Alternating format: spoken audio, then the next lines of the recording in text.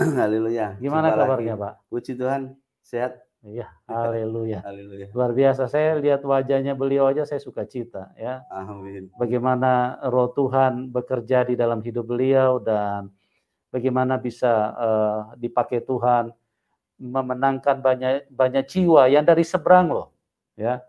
Dan beliau tidak pernah menghina, tidak pernah apa istilahnya berdebat atau ribut dengan orang-orang yang dari seberang, tapi hikmat yang Tuhan kasih kepada Pak Slamet ini itu bisa membuka pengertian dari orang yang tidak mengenal Tuhan, mereka akhirnya jadi mengenal Tuhan dari penjelasan-penjelasan yang beliau berikan.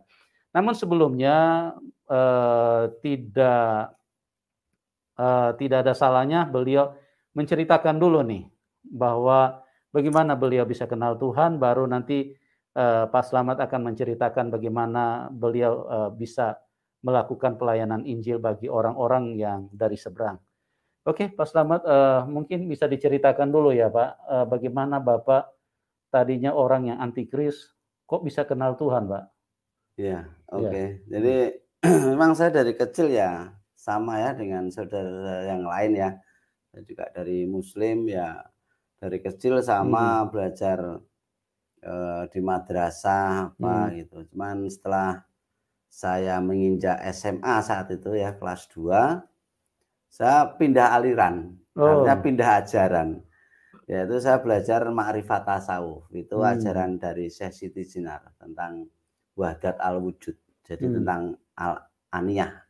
Itu tentang keakuan. Jadi di situ mengajarkan tentang sangkan paran ing dumadi atau asal usul penciptaan manusia. Dan juga menceritakan tentang manunggaling kawula Gusti, Gusti kawula, seperti itu.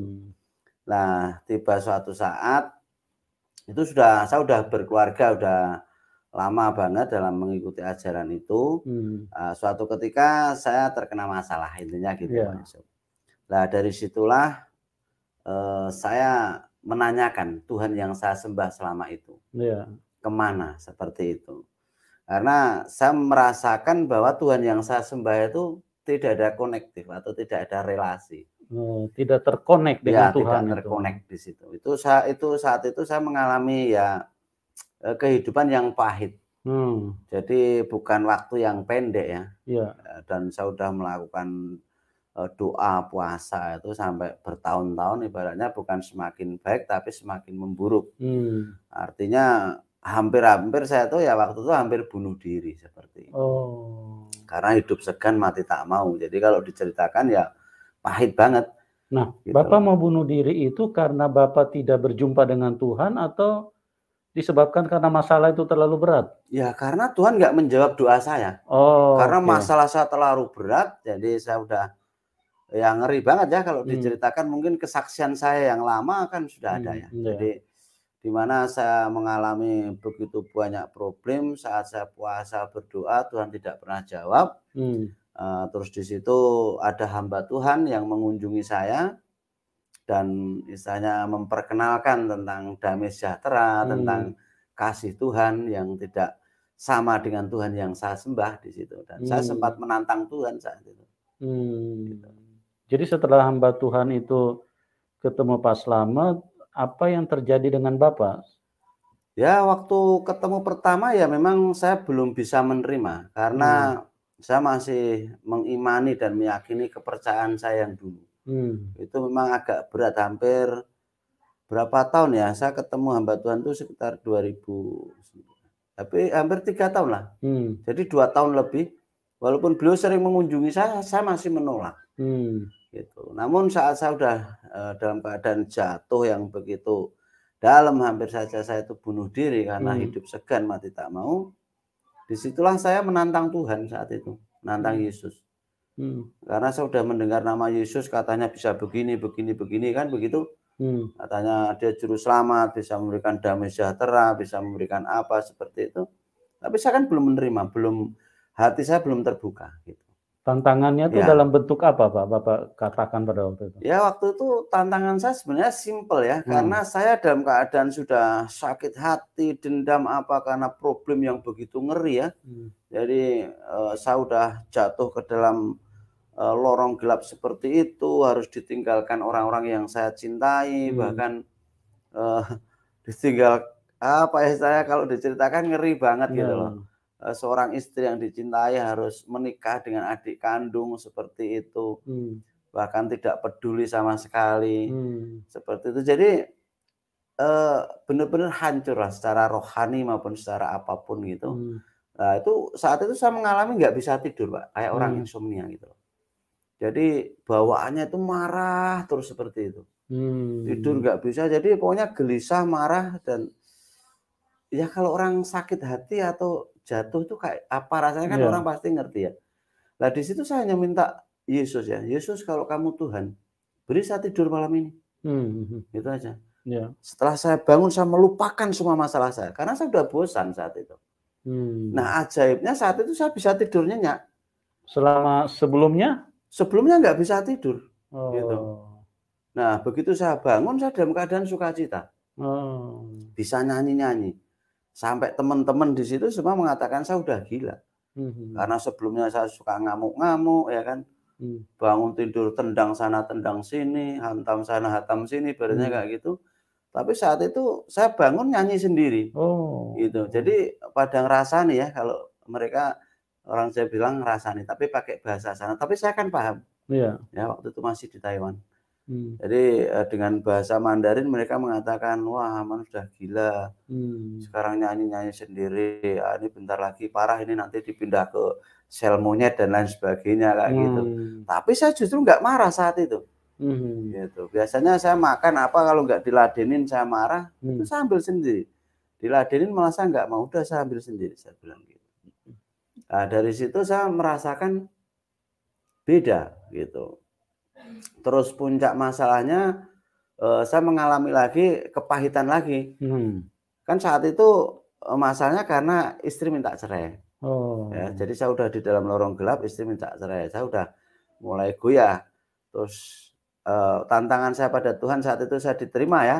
Sebagai doa saya bisa tidur nyenyak, udah agak baikan. Berapa bulan kemudian Istri minta cerai? ya mau kawin, Oh. gitu loh. Waktu mau minta cerai saya oke lah, saya memaklumi ya. Hmm. Tapi begitu saya dengar dia mau kawin dengan adik kandung sendiri, ya saya shock lagi, gitu. Oh. Ya itu saya hampir hilang lagi iman saya gitu. Walaupun saya Mhm. pertama udah nantang Tuhan, tapi kayak shock gitu. Iya. Akhirnya dalam keadaan saya udah kayak gitu, saya seperti mendapat penglihatan, bukan Mhm. seperti, memang mendapat penglihatan. Jadi saat itu saya antara tidur dan tidak itu saya merasakan tubuh saya itu ditarik dua sosok. Hmm. Jadi sosok hitam gelap gitu, besar, dan sosok yang putih tapi samar. Hmm. Badan saya sampai sakit semua saat itu. Padahal itu musim dingin saya ingat. Iya. Jadi sampai saya itu kayak teriak-teriak keras gitu. Nah, baru terlepas saat ada cahaya terang yang Hmm. datang gitu. Sampai saya silau Itu dua tahun berapa, Pak? itu tahun 2010, Oh, 2011. 2011. Iya, 10 tahun lalu ya? iya 10 tahun yang lalu. Jadi Hmm. 2011 awal itu. Mhm. Itu. Nah, sejak saat itu saya kaget gitu loh. Terus saya terbangun, saya sempat sempat mikir gitu, Hmm. artinya apa artinya seperti itu. Nah besoknya saya ketemu hamba Tuhan yang biasa mengunjungi saya, Iya. itu saya ceritakan. Mhm. Nah setiap saya cerita masalah saya, beliau selalu ngomong bacalah Alkitab, nanti kan Hmm. ketemu jawabannya, kan gitu. Iya. Selalu itu setiap saya ketemu beliau ada masalah ya jawabnya cuma itu. Hmm. Padahal saya hampir 2,5 tahun, hampir 3 tahun itu saya baca Alkitab, tapi Hmm. nggak pernah masuk. Karena Alkitab saya anggap sebagai apa? Teman tidur di Oh. situ. Nggak pernah mengerti Nggak yang pernah dibaca? mengerti. Nah, sejak saat itu baru saya mikir, Hmm. karena selama ini saya kan nipu, Hmm. istilahnya nipu guru rohani saya ya, Iya. hamba Tuhan itu. Karena setiap dia kunjungan ya, beliau kunjungan itu ditanya udah nyampe berapa ayat gini, ya saya Hmm. jawab sampai ini, padahal ya memang saya baca tapi saya ngarang terus gitu loh. Hmm. Oh sampai ini Pak, apa yang ini harus Hmm. diceritain kayak gitu. Tapi nggak masuk. Dalam hati saya nolak gitu. Hmm. Nah, yang luar biasa beliau ini ya sampai sekarang ya Bapak rohani saya. Iya. Itu yang membuat saya terheran tuh, Hmm. saya belum pernah menemukan orang yang sesabar itu. Ya, sampai sekarang Luar beliau biasa. masih berhubungan dengan saya. Sabarnya minta ampun, Hmm. gitu. Jadi beliau tahu kalau saya itu bohongin dia, beliau tahu. Makanya setiap ada masalah, bacalah Alkitab. Saya udah baca, Pak. Ya, tapi baca kamu kan cuma dibaca, gitu. Nah, habis itu saat saya dalam keadaan yang sudah katakanlah nggak punya daya ya, dan saya ingin tahu Alkitab itu benar-benar firman Tuhan apa enggak, kayak gitu. Akhirnya saya tantang Alkitab. Jadi pertama saya nantang Yesus, kedua saya nantang firman Alkitab. Tuhan, Alkitab. Itu saya pegang Alkitab. Kalau Alkitab ini benar-benar firman Tuhan, tentu akan memberikan jawaban tentang hidup saya. Tapi kalau ini hanya sebuah buku cerita, besok pun saya mati nggak masalah, nggak ada Tuhan ibaratnya, kayak gitu. Malam itu saya buka Alkitab baru ayat dari lembar pertama ya, dari kitab Kejadian pasal pertama aja tubuh saya gemetar saat itu. Saat saya mengerti tentang penciptaan manusia. Itu gemetar saya. Ternyata manusia diciptakan oleh Tuhan Allah itu sesuai dengan gambar dan rupanya. Marilah kita ciptakan manusia sesuai dengan gambar dan rupa kita. Berarti kita tuh diciptakan oleh Tuhan Allah sesuai dengan kita dan teladannya. Dan itu saya sempat gemetar. Sampai ke pasal 2 ya, ayat 7. Di situ dikatakan bahwa Tuhan Allah menciptakan manusia dari debu tanah. Dengan sempurna dan ditiupkan dengan ruhnya sendiri. Dengan nafas Allah. Disitulah saya tersadar hidup saya. Oh, ini yang saya cari. Gitu. Karena waktu saya di Makrifat Tasawuf tentang sangkan paraning dumadi, yaitu tentang asal muasal penciptaan manusia, tidak pernah menemukan jawaban itu. Bahkan di agama saya, di kitab yang dulu waktu saya masih mempercayainya pun tidak pernah ketemu. Karena di situ hanya dikisahkan manusia diciptakan dari debu tanah. Juga dikisahkan manusia tercipta dari setetes air mani yang hina. Itu tidak bisa memberikan kepuasan. Bagaimana manusia bisa mempunyai kehidupan yang kekal, kelanggengan? Karena saat di Makrifat Tasawuf, kami percaya bahwa manusia setelah mati, setelah meninggal, dia akan hidup lagi dalam alam kelanggengan atau di dalam alam kekekalan. Yang jadi persoalan, kalau Tuhan yang saya sembah bukan roh, bagaimana kita punya roh, kembali kepada siapa? Jadi itu yang menjadi pergumulan waktu di Makrifat.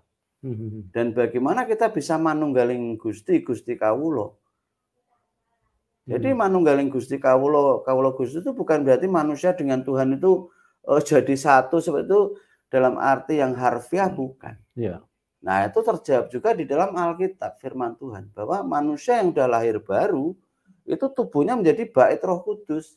Nah, di situ ternyata jawabannya, manunggaling Kawulo Gusti Kawulo. Jadi tubuh kita itu bagi orang yang sudah menerima Kristus Yesus sebagai Tuhan dan Juru Selamat, kita ada Roh Kudus.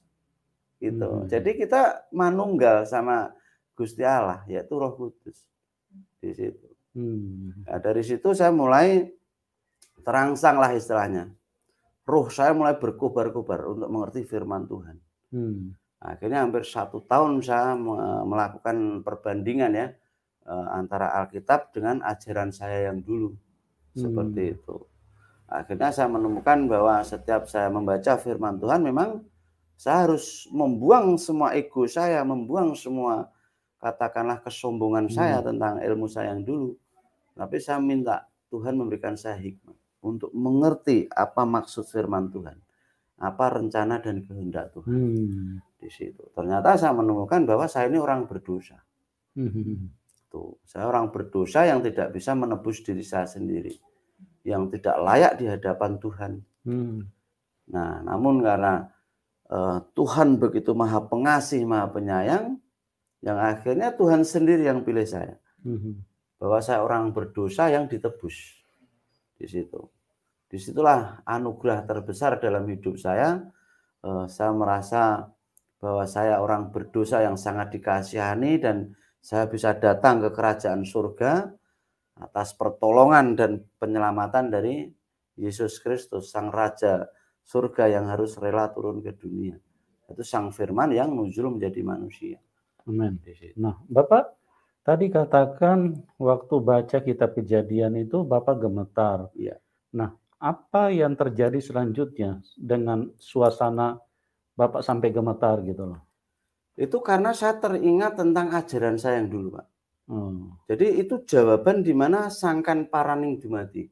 Asal mula penciptaan manusia. Saat itu saya renungkan sampai nggak cukup sehari ibaratnya. Itu mengiang terus ayat itu. Firman itu mengiang terus dalam benak saya dan hati saya. Saya ingin tahu terus. Itu sampai saya ulang-ulang terus. Memang di dalam ajaran yang dulu tidak ada seperti itu? Tidak ada, Pak. Makanya dalam ajaran saya yang dulu bagaimana manusia bisa mengerti tentang hidup yang kekal atau al-hayat. Kalau kita itu nggak tahu peta dan teladan yang sejati. Iya. Gitu. Jadi manusia itu pada dasarnya diciptakan tuh sesuai dengan peta dan teladannya. Artinya sama seperti Tuhan. Baik secara moral, secara rohani, bahkan secara kekuasaan. Manusia mempunyai kekuasaan kan untuk memimpin, ya kan, untuk membuat atau mencipta. Namun setelah Adam jatuh ke dalam dosa karena pengaruh si Hawa, dan si Hawa karena pengaruh si iblis tadi ya, untuk makan buah pengetahuan, maka manusia sudah jatuh dalam dosa, keturunannya nggak mungkin dong kan gitu. Betul. Jadi akhirnya saya menyadari bahwa tanpa inisiatif Tuhan sendiri untuk menyelamatkan jelas nggak mungkin.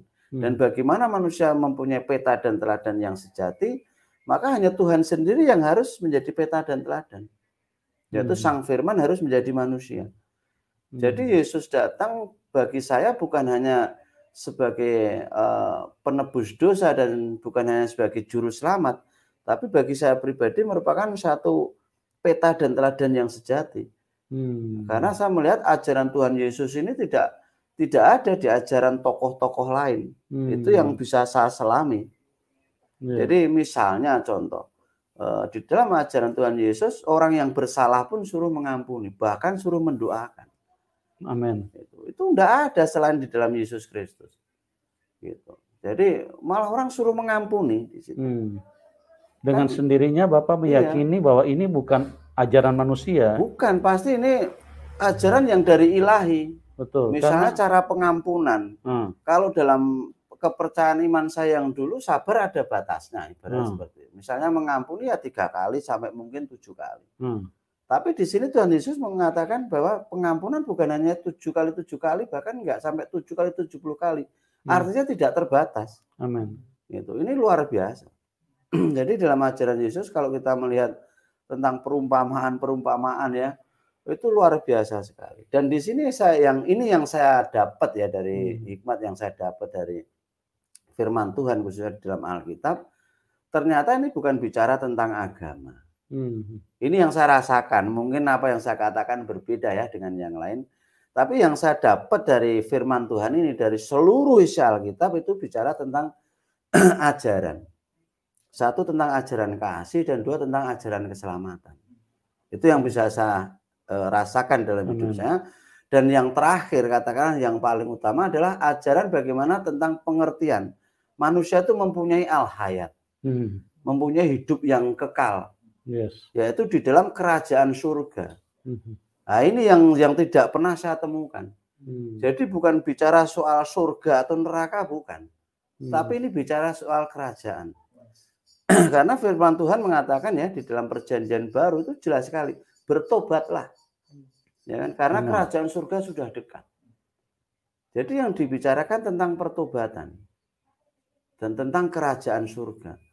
Nah, kenapa manusia harus bertobat? Kalau dia nggak bertobat, ya dia nggak akan kenal kerajaan surga. Rohnya tidak akan kembali kepada sang pemilik roh.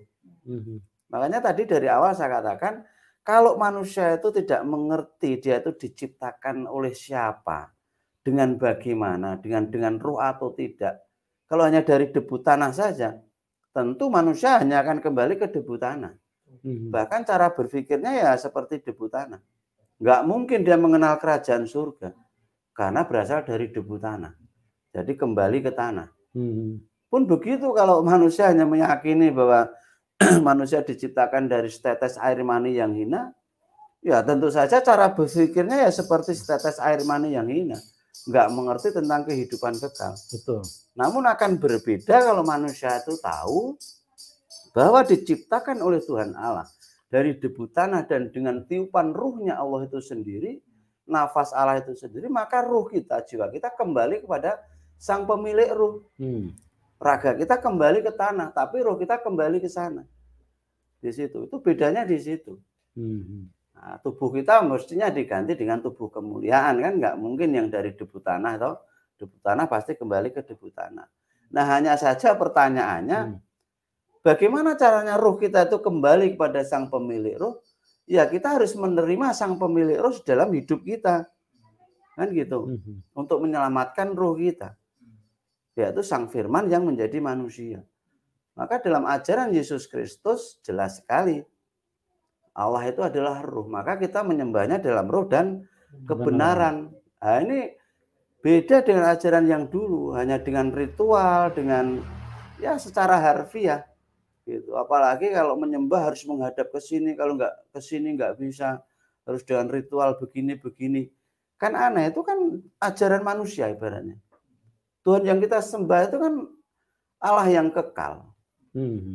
Jadi ruang dan waktu itu adalah ciptaannya. Jadi ini bedanya di situ. Jadi tidak dibatasi dengan ruang dan waktu. Betul, tidak dibatasi dengan ruang dan waktu. Mau menghadap kemanapun bisa. Mau ke timur, utara? Bisa, ya. Ya. Dimanapun juga bisa. Bisa seperti itu. Jadi tidak dibatasi ruang dan waktu dan tidak harus menghadap ke satu tempat, tidak. Karena seluruh alam semesta itu ibaratnya itu di bawah jubahnya lah, kalau boleh saya ibaratkan seperti itu. Jadi mau menghadap kemana aja sama aja menghadap Sang Bapa. Dalam pengertian tidak harus menggunakan satu bahasa juga, Pak? Tidak, Tuhan yang saya sembah sekarang, Tuhan Yesus itu bahasa apapun paham. Amen. Tidak harus pakai satu bahasa. Apalagi doa harus menghafalkan doa yang dremimil, menghafalkan ini tapi nggak tahu artinya. Aneh. Tuhan yang saya sembah itu sekarang Tuhan Yesus itu apa yang ada dalam hati saya, bahkan saat saya menangis pun saya tidak bisa mengungkapkan. Tuhan sudah tahu karena ada Roh Kudus dalam diri saya. Amin. Yang menyampaikan doa-doa itu. Jadi ada hubungan. Ya. Nah, itulah bedanya Tuhan yang saya sembah sekarang dengan Tuhan yang saya sembah dulu. Gitu. Jadi ada relasi, ada hubungan, dan itu betul-betul ada kedekatan. Dalam pengertian Bapak keluar air mata saja Tuhan ngerti apa yang Bapak maksudkan. Betul. Itulah hebatnya di situ. Jadi Tuhan kita ajaib. Itu bedanya di situ, Pak Yusuf. Ya, luar biasa sekali teman-teman. Jadi kita ini perlu untuk memperkaya hidup kita dengan kebenaran, ya. Kita jangan terjebak dengan sesuatu yang membuat kita tidak mengerti kebenaran karena ada tekanan atau intimidasi.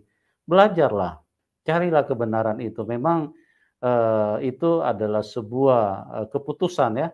Karena ingat, menghadap Tuhan, ketemu Tuhan itu sendiri-sendiri. Tidak rombongan, saya tidak bisa gandengan dengan Pak Slamet, saya tidak bisa gandengan dengan istri atau anak saya ketemu Tuhan. Kita masing-masing. Jadi berbicara tentang iman, itu urusan pribadi dengan Tuhan. Oleh sebab itu carilah Tuhan. Tuhan yang benar itu harus bisa dialami. Tuhan yang benar itu harus bisa dirasakan, ya. Kalau kita tidak bisa merasakan Tuhan, bagaimana kita menceritakan itu Tuhan? Ini Alkitab. Kalau kita tidak bisa membaca, kita tidak bisa mengerti ada isinya dan tertulis apa di sini, kita tidak mungkin bisa berkata ini Alkitab. Paling kita berkata, oh ini buku. Ya.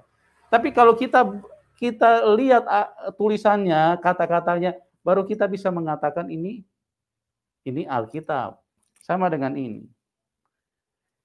Kini tidak mungkin kita katakan tisu. Karena apa? Karena dia fungsinya handphone. Begitu juga Tuhan. Kalau kita bilang Tuhan Maha Kuasa, ya dia harus membuktikan dirinya sebagai yang Maha Kuasa. Itu baru yang benar. Tapi kalau cuma kata orang, kata buku, aduh. Artinya kita sangat berbahaya kehidupan seperti itu. Jadi kita luar biasa, kita pada malam hari ini diberkati dengan satu pemahaman, satu pembukaan hikmat yang begitu tinggi bagaimana seorang yang artinya mencari kebenaran di dalam kegelisahan sampai Pak Slamet mau bunuh diri loh pada waktu itu. Dan Tuhan Yesus itu Tuhan yang baik. Tuhan Yesus itu datang menyelamatkan. Makanya Tuhan Yesus berkata di dalam Matius 11 ayat 28, marilah kamu yang letih lesu dan berbeban berat, karena aku akan memberikan kelegaan kepadamu. Ingat, Tuhan Yesus tidak berkata, marilah kamu orang-orang Kristen, karena aku akan menolongmu. Kalau dia ngomong begitu, dia bukan Tuhan, karena dia Tuhan hanya satu kelompok. Kalau Tuhan, dia itu mencintai semua manusia. Dia mengasihi, seperti tadi Pak Slamet sudah singgung, bagaimana dia mengajarkan kepada kita, kasihilah musuhmu, berdoalah, mintalah berkat buat mereka. Itulah hakikat dan sifat-sifat yang melekat di dalam Tuhan. Tidak mungkin itu seorang manusia, tidak mungkin hanya sekelas rasul, tidak mungkin hanya sekelas nabi, apalagi yang palsu. Itu tidak mungkin. Ini pasti Tuhan karena dia mengajarkan kebenaran di dalam hidup ini. Oke, Pak Slamet, di dalam perjalanan iman Bapak sudah ketemu Tuhan yang benar. Nah, apa yang mendasari Bapak sehingga Bapak, saya melihat begitu luar biasa di dalam pelayanan, bahkan Bapak banyak memenangkan orang-orang yang dari seberang. Apa yang menjadi dorongan yang memacu Bapak untuk melakukan itu dengan sungguh-sungguh? Ya, pertama, saya tidak boleh menyimpan tentang kasih karunia Tuhan itu seorang diri. Karena setiap jiwa harus diselamatkan. Amin. Artinya, saya juga punya kerinduan saudara-saudara saya khususnya, ya kan, juga harus selamat. Ya. Dan itu merupakan juga amanat agung, ya. Jadi jadikan seluruh bangsa muridku, ya, bagi mereka yang sudah percaya, baptislah dia dalam nama Bapa, Putra, dan Roh Kudus.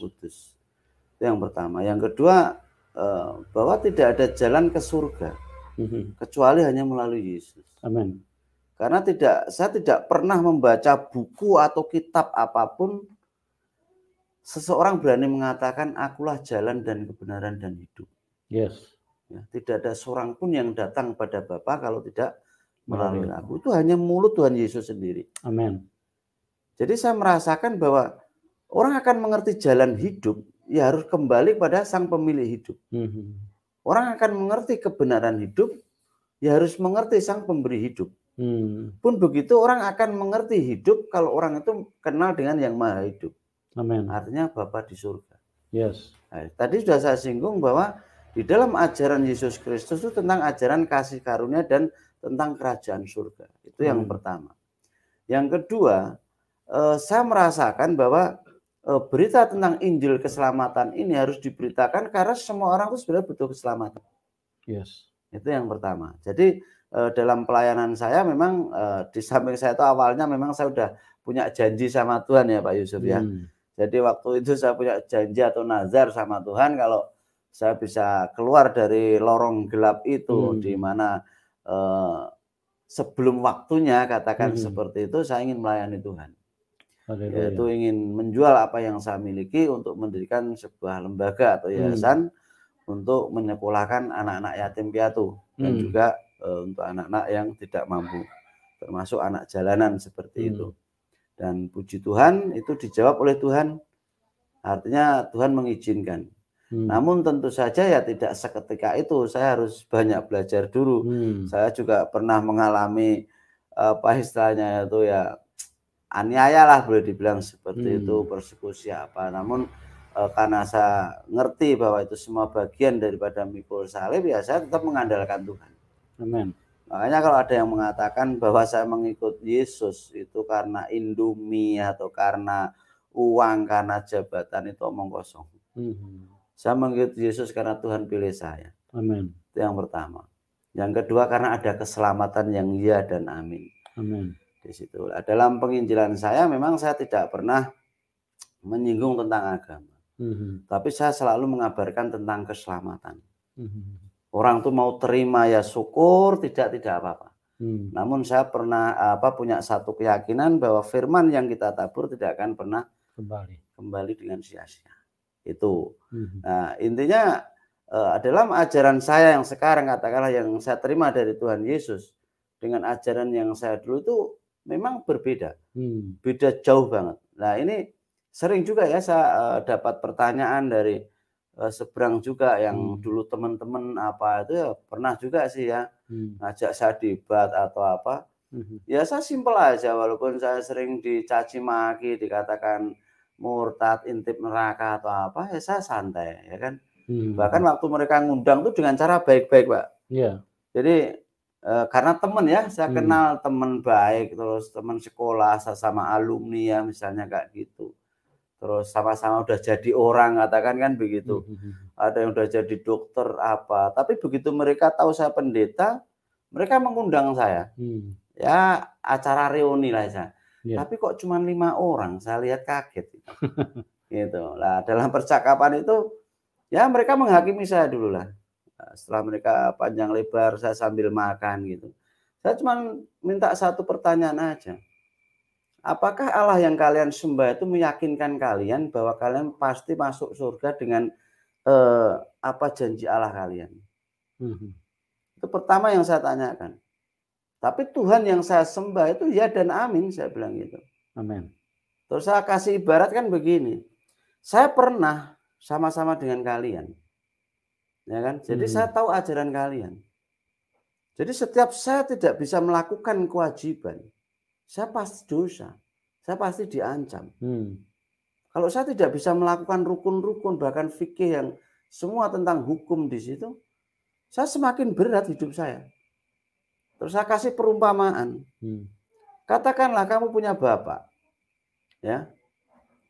Ada 2 orang bapak. Satu bapak, dua-duanya samalah memberikan tugas dan kewajiban, saya bilang gitu. Tapi bapak yang satu selalu menekan anaknya. Kamu harus menjalankan kewajiban itu dengan sempurna. Kalau tidak saya potong leher kamu.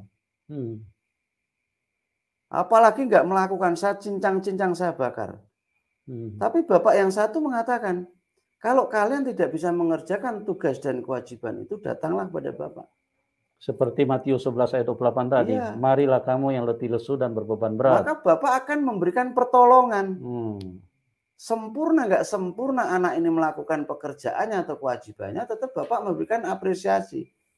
Dan bapak tetap memberikan waris. Tidak mungkin menghukum anaknya. Itulah bapak kandung yang sejati. Amin. Saya bilang begitu. Nah, tapi kalau bapak yang model kayak gitu, pasti itu bukan bapak kandung. Mungkin dia perampok atau penculik. Ya kan? Menculik anak orang untuk dijadikan budak.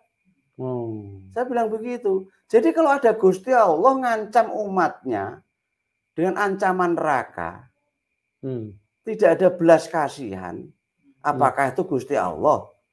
Apakah itu wajib disembah? Ya kan? Ya saya takut tuh Gusti Allah, jangan-jangan dia perampok sama bapak itu tadi. Ya, yang menculik anak orang terus dijadikan budak. Nggak bisa menjalankan kewajiban, potong lehernya. Bapak kandung nggak mungkin seperti itu. Amen. Pasti akan mengampuni anak-anaknya. Bahkan saat anaknya jatuh pun, saat anaknya pun tersesat pun, bapak pasti mencari. Itu baru bapak kandung, saya bilang. Sama dengan Tuhan yang saya sembah. Tuhan yang saya sembah tidak pernah mengancam anak-anaknya seperti itu. Amen. Dia mengampuni. Selama anak itu mau bertobat kembali ke bapak. Amen. Jadi seperti anak yang hilang, pulang pasti diterima. Nggak mungkin dihukum. Justru orang tua berpesta karena anaknya yang hilang sudah kembali. Amin. Itu bedanya di situ. Jadi Tuhan yang saya sembah sekarang, Yesus Kristus adalah Sang Firman yang menjadi manusia yang menebus dosa saya. Saya tidak layak untuk masuk surga. Tapi karena kasih karunia Tuhan, saya dilayakkan melalui darah Kristus di atas kayu salib. Di situ itulah bentuk penebusan. Makanya di dalam kekristenan atau katakanlah dalam mengikuti ajaran Yesus itu antara penghakiman, ya kan, juga antara kasih dan keadilan ini jadi satu. Jadi Tuhan yang Maha Kudus tidak mungkin bersanding dengan orang berdosa. Amen. Dan keadilan Tuhan harus ditegakkan. Orang berdosa hukumannya maut. Namun tentang kasih Allah inilah, kasih Tuhan semua disempurnakan Tuhan sendiri yang untuk menanggung dosa ini tadi. Supaya orang kembali kudus, maka Tuhan sendiri yang menebus. Di sini. Nah, bagi siapa yang percaya dengan mulut mengaku Yesus telah mati di atas kayu salib, menebus dosa-dosa kita, dan hati kita percaya bahwa Yesus telah bangkit dari kematian, kita pun ikut bangkit, kita diselamatkan. Jadi di dalam ajaran yang saya terima sekarang, semua melalui iman. Amen. Iman pada Yesus Kristus sebagai Tuhan dan Juru Selamat. Tentang saya berbuat baik, apa yang saya lakukan di lembaga saya nggak pernah mencari pahala. Tapi itu bentuk rasa syukur saya, ucapan terima kasih saya sama Tuhan. Karena semua berkat datangnya dari Tuhan dan saya salurkan lagi untuk mereka. Seperti itu. Jadi bukan karena saya cari pahala. Nah, kebetulan pelayanan saya memang juga ke pelosok-pelosok ya Pak Yusuf ya. Dan mereka kebetulan orang-orang yang lebih apa ya, kalau saya katakan lebih mengandalkan dunia-dunia gaib gitu ya, kayak jin, setan atau perdukunan seperti itu. Namun bukan hanya itu aja, juga banyak ahli-ahli agama yang sering ngajak saya sharing. Ya, kalau saya, pertanyaan saya simpel aja. Kalau mereka misalnya mengatakan saya begini-begini, katakanlah kafir, murtad, ya saya tanya balik aja. Apa kamu udah yakin masuk surga? Saya bilang gitu aja. Itu yang pertama. Yang kedua, apakah Tuhan yang kamu sembah itu benar-benar memberikan jaminan? Kan gitu. Itu kurang lebih. Jadi mereka butuh keselamatan. Nah, yang harus diberitahukan. Semua orang butuh keselamatan. Amin. Gitu. Jadi dengan pengertian bahwa Tuhan yang Bapak sembah sekarang itu termuat dengan kuat bahwa Dia adalah kasih. Betul. Ya, karena dia merangkul pada saat kita tidak mampu, Dia menolong, bukan mengancam, bukan memberikan hukuman. Kalau kamu misalnya tidak berdoa, kamu akan terima hukuman neraka. Itulah Tuhan yang benar, teman-teman. Bagaimana Pak Slamet memberikan pemaparan yang sangat sangat mudah untuk kita mengenali, karena ingat, salah satu hakikat daripada Tuhan itu adalah kasih. Dia adalah kebaikan, dialah sumber kasih sayang itu. Maka dari firman yang diberikan oleh Tuhan Yesus, Dia jangankan mengancam, orang berdosa pun disayang sama Dia, karena Dia ingin mengasihi semua manusia, ingin menyelamatkan. Menyelamatkan dari siapa? Dari tangan setan, karena setan itu sangat jahat. Kalau setan itu sangat sadis, ya, setan itu menghalalkan darah manusia, dan setan itu haus darah. Oleh sebab itu setan punya perbuatan menimbulkan pertikaian, perselisihan, amarah. Itu didasari dengan apa? Kebencian. Kebencian yang semakin memuncak, manusia akhirnya saling membunuh. Kenapa? Sekali lagi saya ingin katakan bahwa setan itu haus darah. Ya, makanya berhati-hati, jangan sampai kita di dalam hidup ini tidak ketemu dengan Tuhan yang benar. Tuhan yang benar itu hakikatnya adalah kasih. Itu tidak bisa dibantah. Itu mutlak. Kalau kita bilang Dia pengasih dan penyayang, di mana kasihnya? Dari ajarannya pun bisa terlihat. Ya, luar biasa sekali apa yang disampaikan oleh Pak Slamet Riyadi, dan kita akan lanjutkan lagi perbincangan kita dengan Bapak Slamet, dan ini akan memperkaya iman kita, akan menguatkan bagi orang yang sudah di dalam Tuhan Yesus, ini akan sangat menguatkan, akan sangat memberkati. Dan bagi yang belum kenal Tuhan, kami berdoa ini bisa mencerahi kehidupan teman-teman, karena intinya kita perlu Tuhan, kita perlu yang baik, kita perlu kasih itu, ya.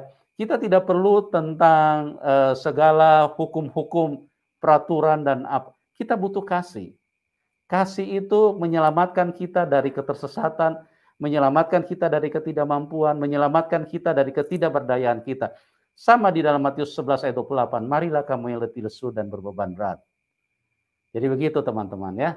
Nah, Pak Slamet, saya mau tanya sedikit ini, Bapak di dalam melakukan pelayanan, menjangkau orang-orang seberang, itu kan cukup berisiko tuh Pak. Iya, Nah, betul. apa Bapak nggak ada rasa was-was di dalam pelayanan, atau bagaimana Bapak melakukan itu? Sehingga saya melihat begitu banyak orang-orang yang dari seberang itu bisa dimenangkan buat Tuhan Yesus. Iya, seperti yang Pak Yusuf katakan. Jadi hukum kasih ini mengalahkan segalanya. Amin. Jadi saat saya melakukan pelayanan untuk pemberitaan Injil keselamatan dengan kasih, Pak. Artinya saya tidak pernah menghina atau apapun, tidak. Iya. Yang pertama, saya mengabarkan tentang kasih. Jadi sebagaimana firman Tuhan, jadi kasihlah Allahmu dengan segenap hatimu, dengan segenap jiwamu, dengan segenap akal budimu, dengan segenap jiwa ragamu, kekuatanmu, dan juga kasihlah sesamamu manusia seperti engkau mengasihi diri sendiri. Nah, jadi untuk mengenal hablum minallah, kita harus hablum minannas dulu. Artinya baik dulu dengan sesama. Lah waktu saya datang kepada mereka, saya menganggap mereka itu subjek, misalnya seperti itu. Artinya orang yang harus dihargai, orang yang harus dihormati. Amin. Karena firman Tuhan mengatakan bahwa manusia itu diciptakan sesuai dengan gambar dan rupa Allah. Amin, betul. Jadi saya saat datang pada mereka, ya saya harus serawung dengan mereka. Iya, memposisikan mereka dengan seperti itu. Penghargaan ya. Nah, setelah mereka bisa menerima, ngobrol-ngobrol, katakan seperti itu, baru kita bicara tentang keselamatan. Dan saya tidak pernah menyinggung agama, tidak. Terserah dia mau agama apa, terserah. Tapi saya selalu menyinggung tentang keselamatan. Dengan kasih karunia dari Tuhan itu tadi. Amin. Jadi saat mereka mengenal tentang kasih, mereka juga berpikir. Misalnya kita lihat, semua kan dilihat dari buahnya. Sebagaimana Pak Yusuf katakan. Kalau itu pohon yang baik, tentu saja buahnya kan baik, kan Pak? Betul. Kan begitu. Betul. Nah, kalau ajaran itu baik, tentu saja buahnya juga baik. Betul. Itu. Nah, kalau ajaran itu nggak baik, tentu saja ya hasilnya nggak baik. Nah, di sini saya mulai bisa masuk ke mereka, terutama tentang keselamatan. Iya. Jadi bagaimana manusia itu bisa selamat? Apakah cukup dengan amal perbuatan? Kira-kira kalau umur kita 60 tahun lah misalnya, sejak akhir balik, katakanlah umur 12 tahun ya, kita sudah akhir balik. Kira-kira dari umur 12 tahun atau katakanlah dari 17 tahun aja lah. Dosa dan kebaikan yang kita lakukan, kira-kira banyak mana? Secara harfiahnya seperti itu. Yang kedua, kalaupun banyak kebaikan, yakin nggak kita itu masuk ke sana? Maksudnya masuk ke surga. Nah, namun di sini saya tidak pernah bicara tentang surga neraka. Sesuai dengan apa yang mereka yakini. Karena bagi kami, orang yang sudah mengenal Tuhan Yesus, saya katakan pada mereka, keselamatan itu ya dan amin. Amin. Bukan mudah-mudahan atau insya Allah, bukan. Dan keselamatan itu adalah anugerah. Amin. Tinggal kita mau terima apa tidak. Di situ. Kalau Bapak bertanya tadi, mana yang lebih banyak kita melakukan kebaikan apa keburukan? Kalau saya Pak ditanya, saya jawab sudah pasti banyak keburukan. Bahkan hampir tidak ada kebaikan di dalam manusia. Betul. Kenapa? Dari kecil saja kita sudah pandai berbohong, Pak. Iya. Sejak kita mulai bisa bicara, kita sudah jago berbohong loh. Iya. Gitu. Dan satu lagi sebenarnya tentang dosa ya, atau kejahatan ini, di mata Tuhan itu kekejian. Betul. Jangankan di mata Tuhan, katakanlah kita mau minum air putih aja dalam gelas. Ada sedikit aja tai cecak ya misalnya, kita nggak jadi minum kok. Iya. Ya kan? Pasti jijik, kecuali orang yang nggak normal ya, saya nggak tahu ya. Katakanlah orang yang normal pasti kemasukan cemplungan tai cecak gitu, waduh, padahal cuma dikit kan. Udah nggak tega minum kok, kan pasti dibuang, dicuci lagi, ganti air yang bersih. Ya, sedangkan Tuhan yang saya sembah adalah Maha Kudus. Amin. Ya kan, suci. Bagaimana dosa bisa nempel? Makanya kalau kita belajar tentang apa rencana dan kehendak Tuhan, juga apa janji Tuhan, kenapa manusia bisa terpisah dari Tuhan, itu kan karena dosa itu tadi, Pak. Betul. Jadi kalau kita melihat, makanya saya pernah debat dengan mereka. Bagaimana Tuhan kalian menciptakan kalian? Pertama itu. Yang kedua, apakah di dalam ajaran kalian, kitab kalian, ada nggak yang disebut Hawa? Ternyata nggak ada. Itu nggak ada. Cuma Adam. Cuma Adam. Gitu. Yang kedua, bagaimana Adam itu bisa jatuh ke dalam dosa? Mereka juga nggak tahu. Dan bagaimana bisa terpisah dengan Tuhan? Karena apa? Mereka nggak tahu. Kan semua kan karena dosa sebenarnya. Nah di sini karena manusia jatuh ke dalam dosa, karena manusia adalah ciptaan yang diciptakan oleh Tuhan Allah sesuai dengan gambar dan rupanya, ada ruh Allah itu sendiri, maka Tuhan Allah berjanji untuk menyelamatkan. Amin. Gitu. Kalau Dan di janji itu digenapi. Ya. kalau di Alkitab semua lengkap, Pak. Betul, Jelas lengkap. ya. Ya, jadi tidak perlu kitab tafsir, tidak apa. Jadi mulai dari kitab Kejadian misalnya, tentang kejadian alam semesta semuanya ya. Termasuk sejarah, termasuk pujian, termasuk nubuatan ya, janji-janji Tuhan. Itu semua digenapi di dalam perjanjian baru. Jadi nggak perlu kitab tafsir.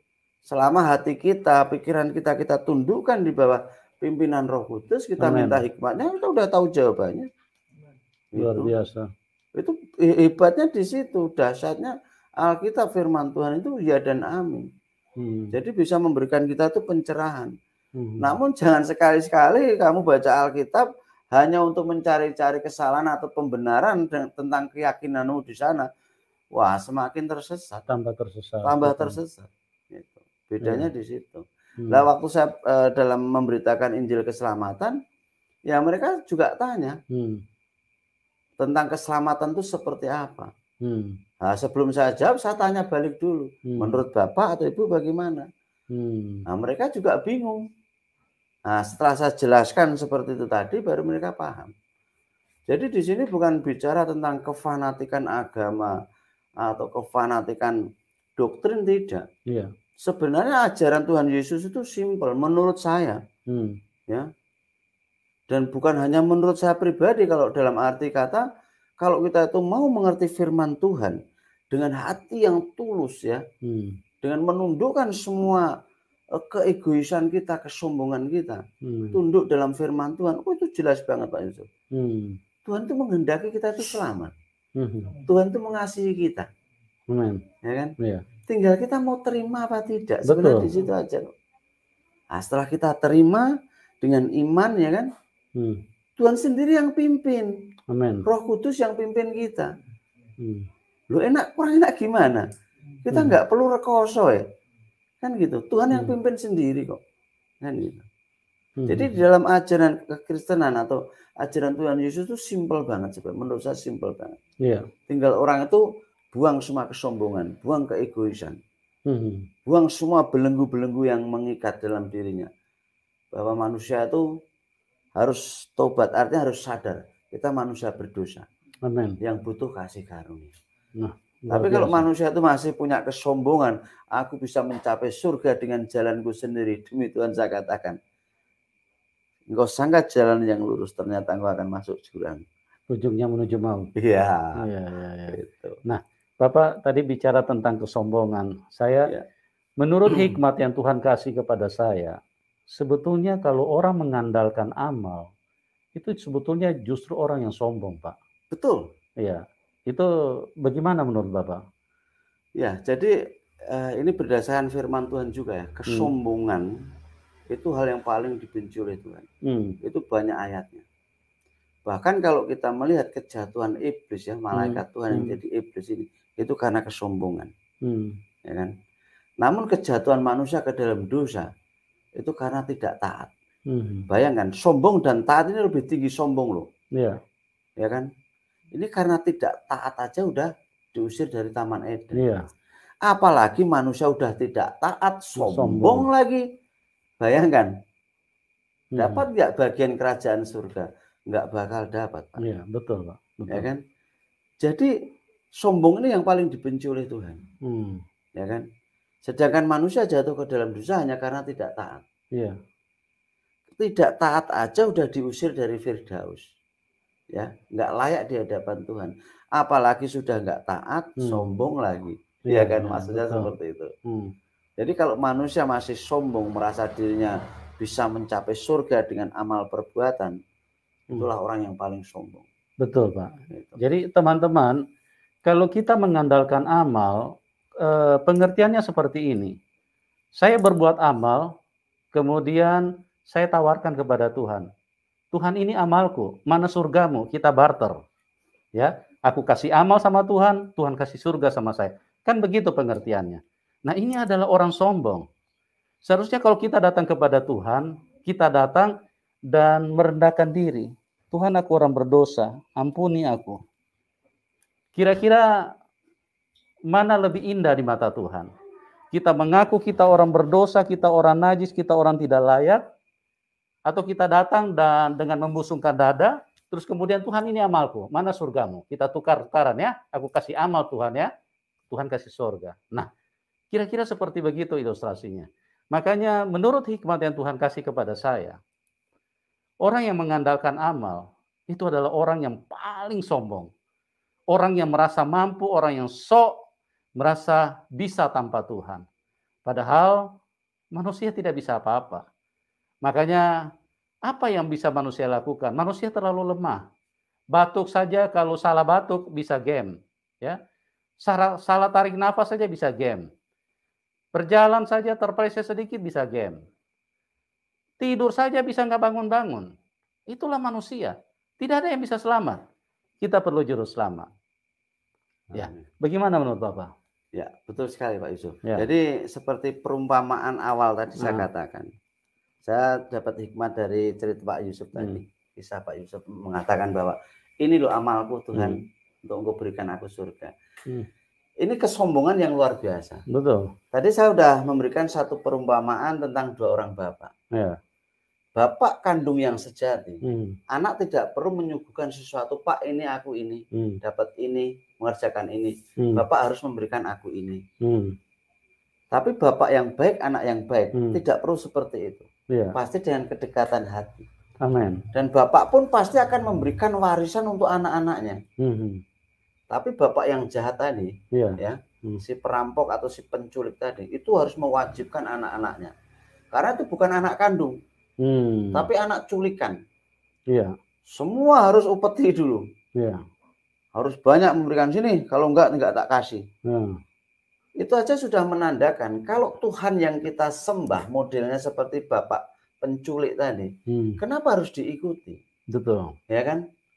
Maka bapak kandung yang sejati tentu saja dia tahu anak-anaknya. Amin. Dan anak-anaknya itu tahu tentang bapaknya. Amin. Ini perumpamaan dalam keluarga loh. Iya. Itu udah jelas. Saya tentu saja tahu setiap anak-anak saya. Amin. Anak kandung saya tahu persis sifat-sifatnya bagaimana. Kelakuannya bagaimana. Sama dengan anak-anak yang ada dalam lingkup yayasan saya. Yes. Sekian banyak yang sudah saya rengkuh, saya angkat menjadi anak saya tahu sifat satu-satunya. Yang satu sifatnya kalau lagi ngambek, diem, terus deketin gitu. Tapi ada yang satu bersengut, ngerjain apa-apa, Saya tahu sifat mereka. Dan saya tahu bagaimana cara menyelesaikan. Iya. Ini baru seorang bapak angkat ya. Iya. Tapi bagaimana dengan bapak penculik yang hanya menjadikan anak-anaknya itu sebagai budak? Tentu saja semua dipaksa. Kamu harus bekerja ini, harus menghasilkan ini. Kalau tidak saya hukum. Tuhan pun sama. Bapa yang kita sembah di dalam surga dalam nama Yesus Kristus, dia tahu persis anak-anaknya. Kita diadopsi sebagai anak-anak Tuhan. Amin. Ya, tentu saja Bapa kita di surga tahu kebutuhan kita, keluh kesah kita tahu, kebutuhan kita tahu. Ya, itu bedanya di situ. Dan Tuhan yang kita sembah Tuhan yang hidup, karena Roh Kudus yang pimpin kita dalam hidup kita. Betul. Betul. Kan bedanya di situ. Sedangkan Tuhan yang saya sembah dulu hanya zat, tidak tahu apakah dia hidup atau tidak. Karena saya nggak pernah mengalami selama hidup saya. Hanya angan-angan, hanya ilusi, hanya membayangkan. Tapi tidak pernah merasakan. Yes. Tapi setelah saya terima Tuhan Yesus Kristus, saya merasakan kehadirannya. Amin. Roh Kudus pimpin saya. Yes. Kalau saya dulu ya jalan Pak Yusuf tahu, tengah malam lewat hutan saya takut. Tapi sekarang puji Tuhan.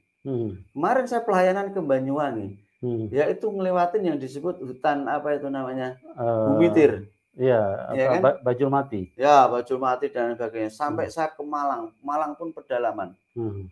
Ya, itu yang saya hadapi. Orang-orang yang boleh dibilang mengerikan loh Pak. Yeah. Itu yang terakhir kemarin ini kesaksian dikit ya, mohon maaf. Yang terakhir di Malang itu orangnya punya ilmu hitam luar biasa. Tangan diginiin tuh keluar asap Pak Yusuf. Betul itu. Rajanya banget, banyak banget. Ya kan istilahnya seperti gini loh. Aku mau dibaptis. Tapi orang yang bisa mengeluarkan ilmu itu, seperti itu.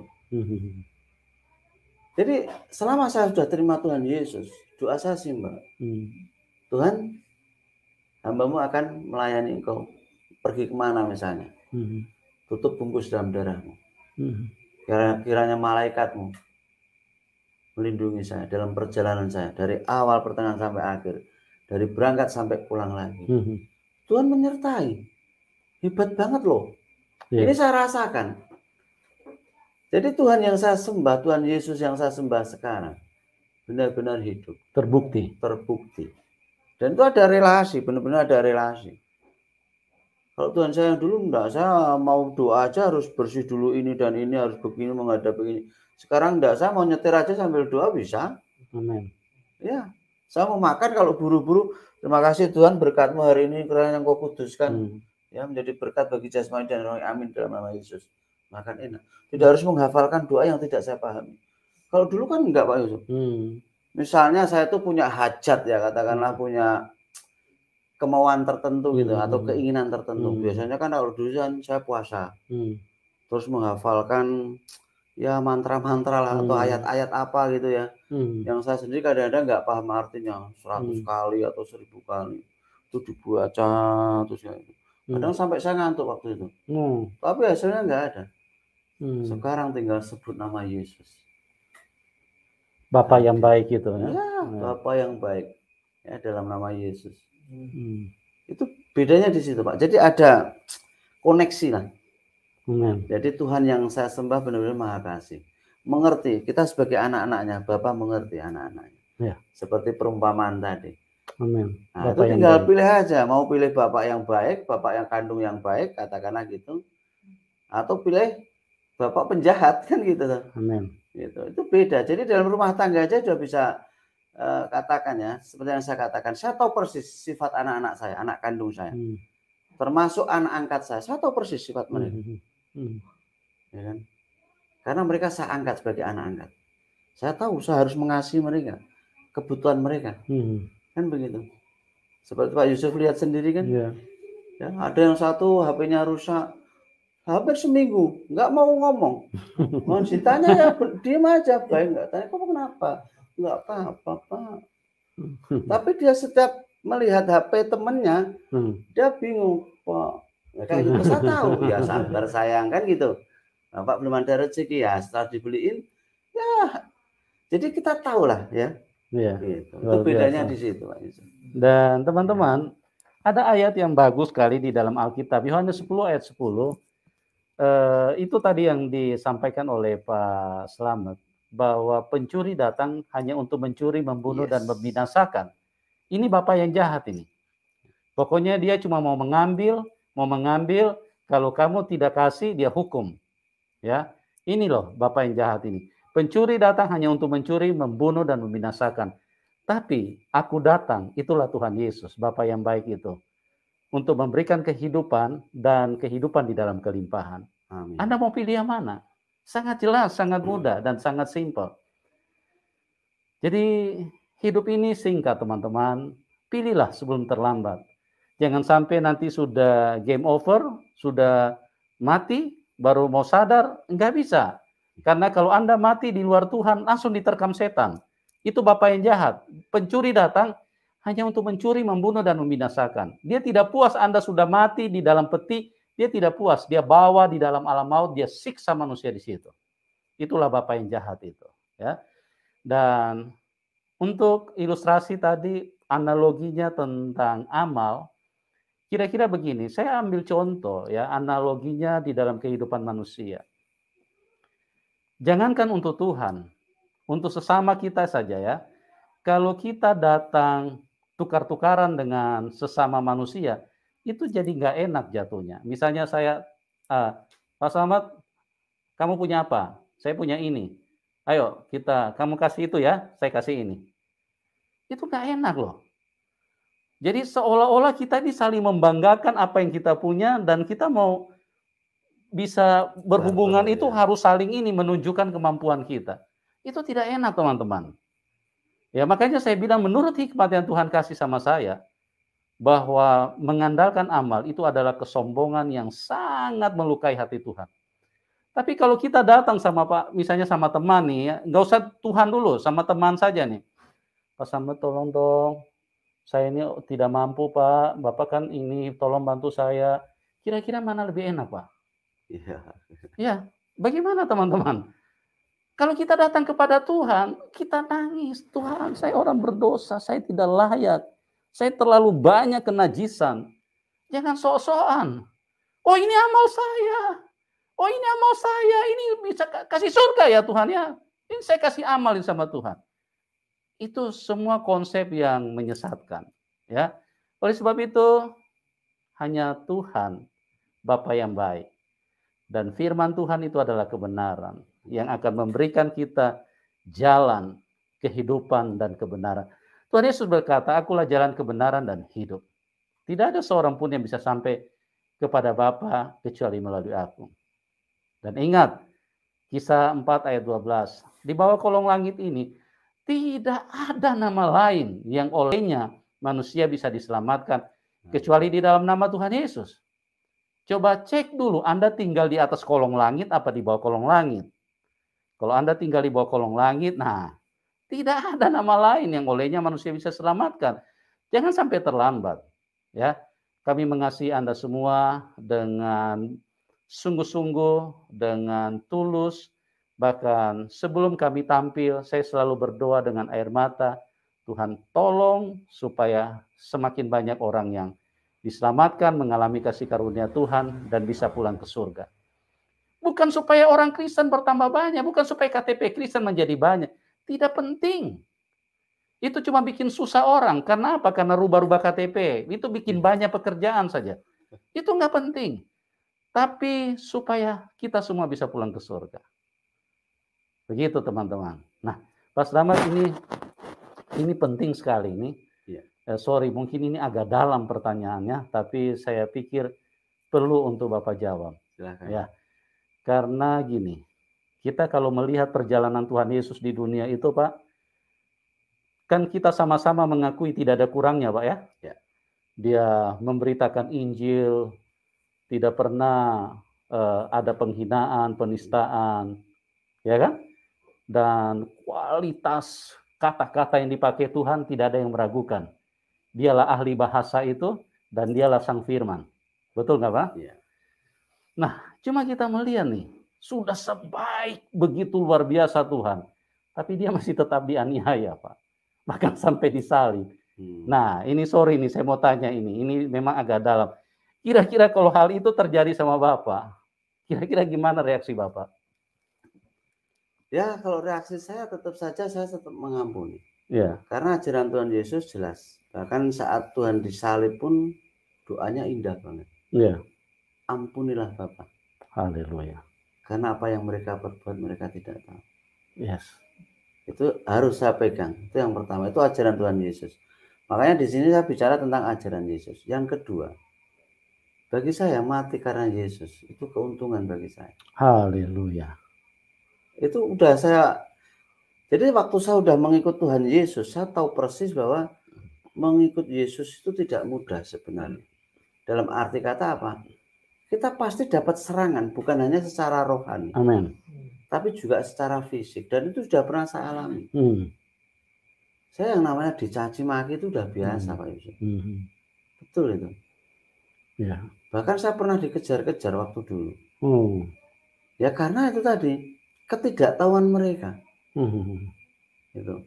Bahkan saat saya mendirikan satu lembaga ini aja, pernah juga saya dimusuhin orang. Bahkan saya didatangin, ya kan? Waktu masih saya kantor di Ngelejok sana, kantor yang lama. Jadi ada satu yayasan yang dari seberang ya katakan, yang tidak seiman, dia mendatangi saya. Dikira saya kristenisasi. Seperti itu, karena saya menghidupi anak-anak yatim, menyekolahkan mereka, menyantuni mereka, orang tuanya. Terus saya tanya, salah saya di mana saya menyantuni mereka? Sebelum mereka ada di lembaga saya, apakah kalian pernah peduli dengan mereka? Saya kan tanya gitu. Kalau kalian merasa takut anak-anak itu menjadi Kristen, katakanlah, ambillah anak-anak itu, tapi hidupi mereka seperti saya menghidupi. Minimal. Syukur-syukur bisa lebih. Ya. Saya bilang begitu. Jadi kalau kalian melihat saudara-saudara kalian yang kelaparan, yang miskin, yang yatim piatu, nggak bisa sekolah, nggak bisa beli pakaian setiap hari raya, mata kalian buta, tidak terbuka. Bahkan hati kalian pun juga buta. Tapi giliran sekarang mereka ada di lembaga saya, kenapa kalian bingung? Saya bilang gitu, Pak. Ya. Saya nggak takut, karena apa yang saya lakukan, ya kan, sesuai dengan kehendak Tuhan. Amin. Itu yang pertama. Jadi waktu mereka memarahi saya seperti itu, saya cuma tanya gitu. Langsung saya bilang, saudaraku, saya bilang gitu. Jangan sekali-sekali saudara mengenal Allah yang kalian sembah. Kalau kalian dengan sesama aja belum baik. Saya pernah belajar seperti itu, saudaraku, kayak gitu. Manusia tidak akan pernah disebut dekat kepada Sang Khalik, kepada Tuhan, kepada Allah, kalau dengan sesamanya belum baik. Amin. Jadi jangan bicara habluminallah dulu. Habluminanas perbaiki, saya bilang itu. Suruh kiaimu datang ke sini. Suruh ketua lembagamu datang ke sini, saya bilang. Kita bisa bicara baik-baik, nggak usah pakai ngancam. Saya bilang gitu. Pernah itu Pak, saya diancam sama saya. Karena dikira saya kristenisasi. Saya tidak pernah, selama anak-anak SD yang saya ada di lembaga saya tidak pernah mengajarkan tentang agama. Dalam arti ajaran, tidak. Tapi yang saya ajarkan tentang hukum kasih pada mereka. Amin. Itu. Dan kalau saya menyebutkan kisah-kisah tentang Isa Al-Masih di dalam kitab mereka, di mana salah saya? Ya kan? Karena Isa Al-Masih di dalam kitab mereka ditulis. Dia bukan hanya sekedar nabi, dia bukan sekedar rasul, ya kan? Tapi dia adalah yang terkemuka dunia akhirat. Dia adalah sang kalamullah, sang firman hidup. Saya ajarkan pada mereka ajaran tentang Isa Al-Masih. Di mana letak salah saya? Kan begitu. Bahkan dia disebut sebagai hadas siratal mustaqim, yaitu jalan yang lurus untuk ditaati, itu ada dalam kitab mereka. Sampai saya ngomong kayak gitu. Jadi salah saya di mana? Kecuali anak-anak itu terus tak bawa ke gereja, terus harus dijadikan Kristen, itu saya salah. Saya itu membimbing mereka, ya kan, menyekolahkan mereka, kan begitu. Salah saya di mana? Ya akhirnya nggak berani datang lagi, kan begitu. Nah, itu juga pernah waktu saya dalam pelayanan di satu daerah lah, waktu itu juga pernah juga diancam kayak gitu. Tapi saya bilang, saya nggak bawa agama, saya nggak mindahin agama orang, enggak. Saya hanya mengajarkan atau membawa tentang ajaran kasih. Saya bilang gitu aja. Ya, puji Tuhan. Jadi selama niat kita dalam pengabaran atau apa, itu semua karena hikmat Tuhan dan kita mengandalkan Tuhan, Tuhan pasti jaga kita. Haleluya. Itu yang saya imani sampai sekarang. Gitu. Ya, kalaupun kita dapat cacian atau apa, itu bagian daripada nikmat yang saya rasakan kalau saya gitu. Jadi saya mengampuni mereka. Amin. Gitu. Luar biasa ya. Teman-teman, betapa luar biasa hikmat yang diberikan kepada Pak Slamet tadi dengan pemaparan bagaimana tentang firman dan kebenaran. Ada begitu banyak orang yang dari seberang bisa mengenal siapa Tuhan Yesus. Dan Pak Slamet adalah orang yang luar biasa dipakai Tuhan. Dan beliau bukan saja penginjilan, beliau punya lembaga yang mengasuh anak-anak yang yatim piatu, dari mereka tidak punya pendidikan, mereka disekolahkan. Jadi bagi teman-teman yang diberkati, bisa dukung Pak Slamet Riyadi karena beliau sangat memberikan hati untuk pelayanan seperti ini, dan orang-orang seperti Pak Slamet ini perlu didukung. Siapapun teman-teman yang diberkati Tuhan, silakan dukung Pak Slamet ya. Dan bagaimana karya Tuhan masih terlalu banyak, cuma kita dibatasi dengan waktu. Nanti waktu mendatang kita akan bincang-bincang lagi dengan beliau bagaimana kuasa Tuhan yang luar biasa dinyatakan di dalam kehidupan Pak Slamet ya. Nomor rekening Pak Slamet kami taruh di layar deskripsi. Oke, Pak Slamet, terima kasih Pak. Sama-sama Pak Yusuf. Ya. Saya juga mengucapkan banyak terima kasih Pak Yusuf sudah mau hadir di tempat saya ini. kehormatan buat saya dan juga buat anak-anak luar biasa. Ya. Saya nggak menyangka karena waktunya begitu cepat ya. Tiba-tiba udah sampai sini sampai tanpa persiapan saya. Haleluya. Ya. Namun satu hal yang pasti saya pesan juga untuk saudara-saudara saya yang mendengar, yang melihat, yang belum menerima Tuhan, cepatlah terima Tuhan. Ya. Amin. Karena keselamatan hanya ada di dalam Yesus Kristus. Amin. Dan Tuhan Yesus Kristus ini mengatakan, akulah jalan dan kebenaran dan hidup. Tidak ada seorang pun yang datang kepada Bapa kalau tidak melalui Yesus Kristus. Jadi untuk datang ke dalam kerajaan surga, hanya Yesus satu-satunya jalan. Amin. Itu aja dari saya, Pak Yusuf. Ya. Sekali lagi saya ucapkan banyak terima kasih. Ya, terima kasih, Pak. Pak Yusuf dah, aduh luar biasa hadir di sini. Dan ini berkat buat saya bisa ketemu dengan Pak Yusuf. Padahal kemarin saya sempat mau ke Semarang waktu ketemu Pak Cornelius itu ya. Dan kemarin beliau juga datang ke sini beserta keluarga Pak Cornelius. Itu luar biasa. Haleluya. Terima kasih Pak Yusuf. Terima kasih Pak. Itulah kasih Tuhan. Semuanya bisa indah karena Tuhan bekerja. Pak Slamet memiliki Roh Kudus dan kami juga memiliki roh yang sama. Dan itu yang menggerakkan kami sehingga kita bisa ketemu. Dan saya percaya bahwa siapapun yang mendengarkan ini, semuanya tidak ada yang kebetulan.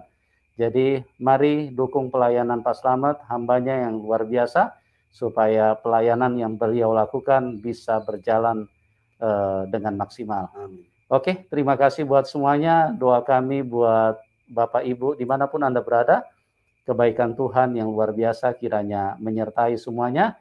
Dan kita akan berjumpa di program selanjutnya. Tuhan Yesus memberkati kita semua dan salam kemenangan. Haleluya. Amin. Amin. Terima kasih.